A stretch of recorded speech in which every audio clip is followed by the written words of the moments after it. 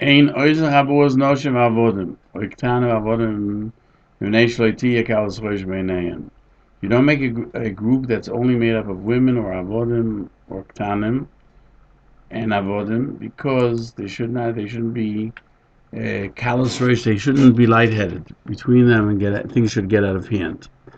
Now, the Gemara cites that avodim in women is because of pitzuso, because there's a lack of modesty. And the Rambam says this in the language of callous rosh, lightheadedness. Now here the Rambam adds that Pesach Sheni you can make a group for even women. Now there's a disagreement. You don't have Yosef whether Noshim have any obligation to Pesach Sheni by themselves. And here the Rambam would seem to be saying that Allah is like Rabbi Yosef, that they can bring a Korban Pesach Sheni to begin with. Otherwise you couldn't make a whole group for them. Oi kulo avodim, or all are slaves, because they have the same laws as women.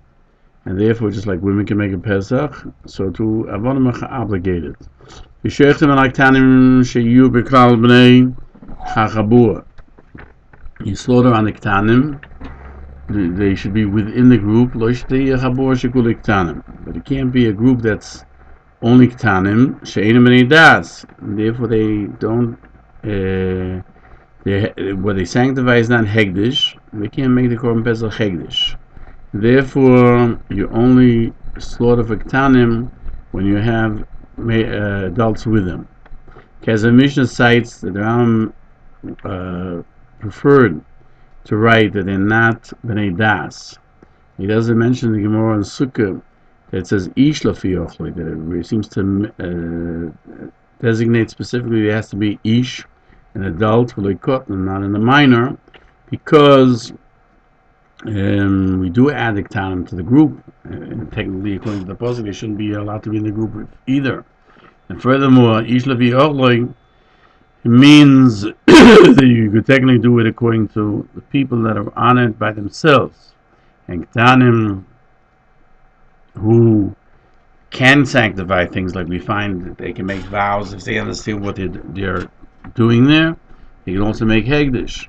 Therefore, the Rambam says a different reason, because they're not considered capable of taking care of themselves during the Seder, and with all the laws that apply to the Korban Pesach.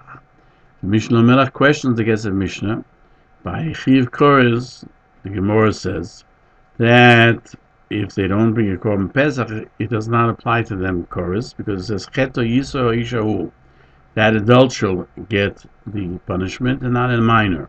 And you can't say that they're only minimizing the cotton from Kores. But for Pesach, they're not minimized.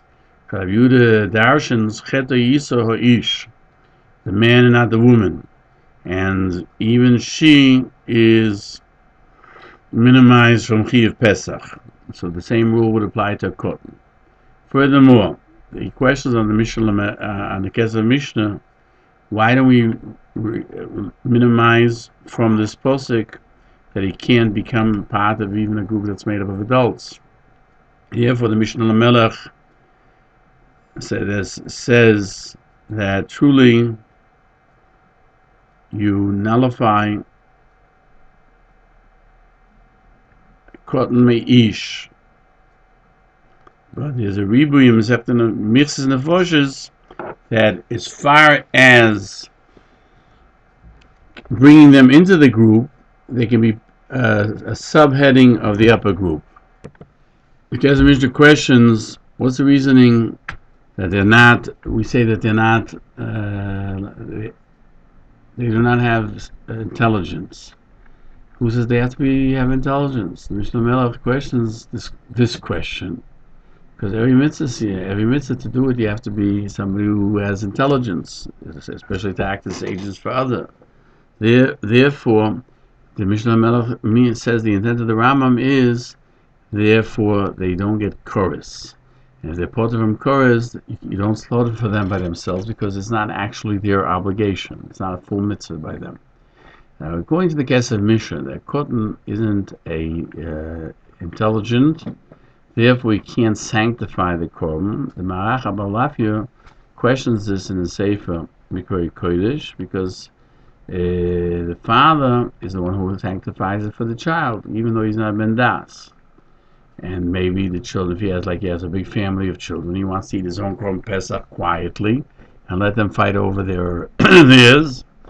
Therefore, he explains that we question if they'll be by themselves, they might cause it to be a bone to be broken or other things to be left over. That you don't, just like you don't put even gerim or converts together, because sometimes they're too stringent, and by becoming too stringent, they will transgress, that they won't do it properly. And like Teresus explains, you don't make a group of women, they shouldn't come to the point of being noiser. And you don't make a group of ktanim, even though minator it's mutter. Thus, according to the case of Mishnah, that they're not intelligent means that we don't permit them to do so. The Mishnah Melech explains that when they das, that they're not liable for mitzvahs. And according to him, it would seem the Meiri also agrees with, because they're not obligated. And that's the way the Meiri says it. And there's a third concept from the Rachma Bulafia. Maybe they won't be careful in the halachas that have to do with the Korban Pesach.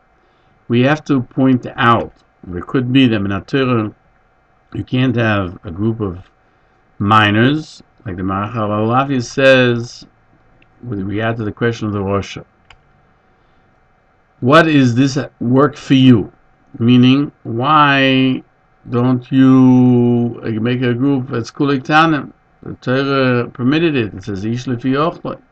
And then we answered him, Zevach Pesach LaHashem. And since it's a holy item to Shamayim, you don't give it over to children. Thus we see from the Loshen that they are not, from the language used, that they're not intelligent. It means that the Chachomim were stringent. Maybe they'll cause something to happen to the Korban Pesach that should not be done with it. And now we can understand the words of the Rambam. After he writes he shouldn't be a group that's all Kahanim, he says he don't make a group that's all sick or elderly or people who are onanim, that somebody passed away, even though they can eat. The reason is because they don't eat too much. We're afraid that Pesach may become noiser, which is one of the things that you're not allowed to. You have to eat up the entire Korban Pesach. Thus we see that it's rabbinical, and that the same reason applies to the Ketanim. So we see that the reasoning of the Ketanim is that the Korban Pesach should not be brought to a situation where something is done wrong with it. Hilchos Chinuch, in Mitzvah 5, questions the question of the Kesef Mishnah, where the Rambam saying that they're not intelligent, and not because they're minors. And he explains that the Gemara required women with Pesach, even though it says Ish, and usually when it says Ish, it means not woman, because it says the Mitzvahs and the Nefashos, it says according to the number of people, number of souls, and therefore this adds women. So also cotton is added on Pesach because he's considered a soul. The Rambam did not want to use the word Ish. He preferred to use that they are either lacking in intelligence to watch how to eat it, or because they are minors. And the Hilchos Chametz doesn't want to accept the answer to the case of Mishnah that the cotton can't sanctify, because another person slaughters for them, he can sanctify it for them. From another place, the Hilchos Chametz questions the reasoning of the Rambam. The Ketanim are not intelligent. Why doesn't he write that you can't bring a korban choiva, obligatory korban or cotton, because he's part of our mitzvahs? In Yontif, a person can't bring oilas shliur for his son. Why? Because he brings it as chinuch, and therefore there's no akrova. There's no din korban, only in a dovo, and you don't bring in a dovo on Yontif. In Pesach and its time is an obligation, and you can't do it as an adovo, because Zrikas Nedova is different from Zrikas Dam Pesach.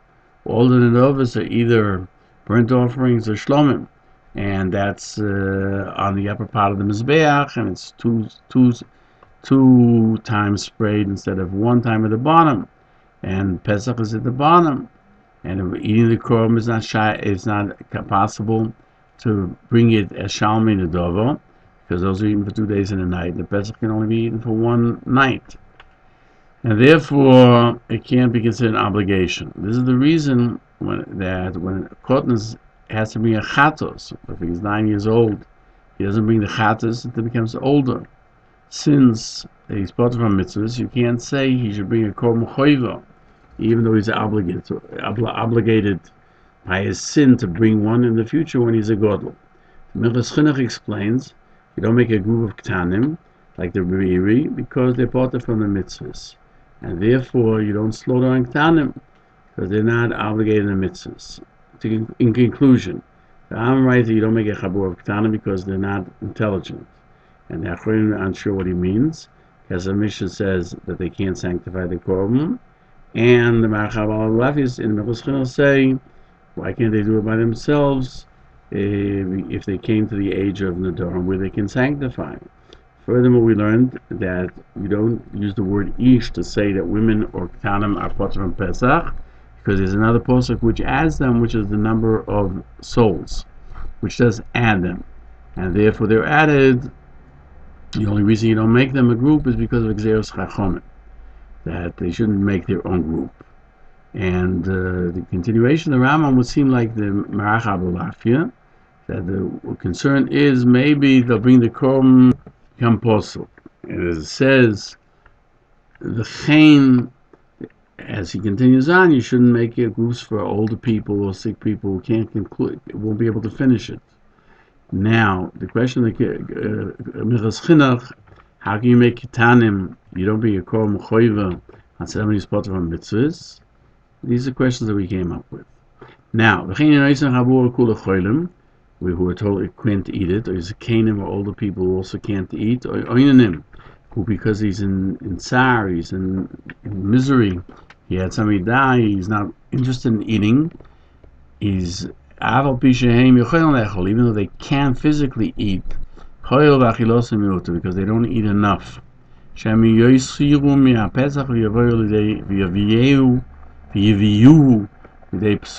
maybe they'll leave over from the Pesach and cause it to become possible. The source of this is in Psochim Tzadik Aleph, where they explain you don't slaughter for them, so the Pesach shouldn't become possible. They worry by Oinen, Rashi says, maybe it'll become Tomei Lamei, so they won't be able to eat it. And that's only if they haven't buried him yet. The Rambam Peirush HaMeir understood is even when he's in Tsar after the burial, we're afraid that he won't eat it. But if they did so, it's kosher b'diavad, the Rambam says. You don't make a group that's all gerim. Why? Because they won't be careful in it. Now bring it to the day psul. You find it's the Yerushalmi, Amar Yaakov, Amar Yosi. You don't make a chabur of gerim because they don't know enough. They're not careful, even though they think they're being more stringent, and they'll cause it to be possible. But Rashi explains that since they're not Torah, they'll be so stringent that they'll make it possible. But if you did do so, it is kosher.